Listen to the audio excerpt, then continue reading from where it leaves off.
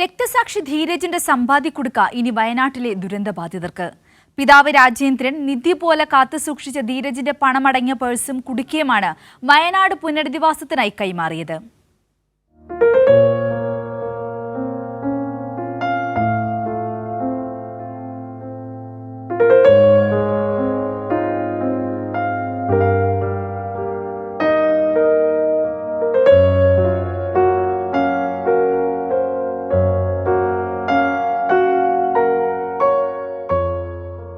വിഷുക്കൈനീട്ടവും pocket മണിയുമെല്ലാം സൂക്ഷിച്ചു വച്ച ധീരജിന്റെ purse.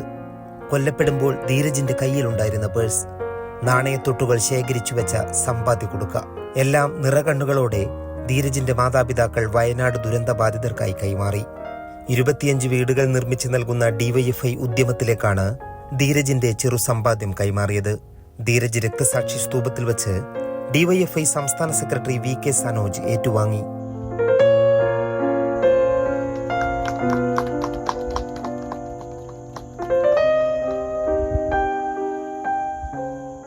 ധീരജിന്റെ മാതാപിതാക്കളെ പോലുള്ളവരാണ് ഈ നാടിനെ താങ്ങി നിർത്തുന്നതെന്ന് VK സനോജ് പറഞ്ഞു.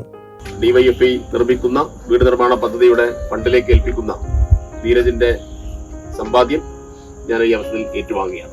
ധീരജിന്റെ പിതാവ് രാജേന്ദ്രൻ, അമ്മ പുഷ്കല, സഹോദരൻ അദ്വൈത് എന്നിവർ ചേർന്നാണ് സമ്പാദ്യക്കുടുക്ക കൈമാറിയത്.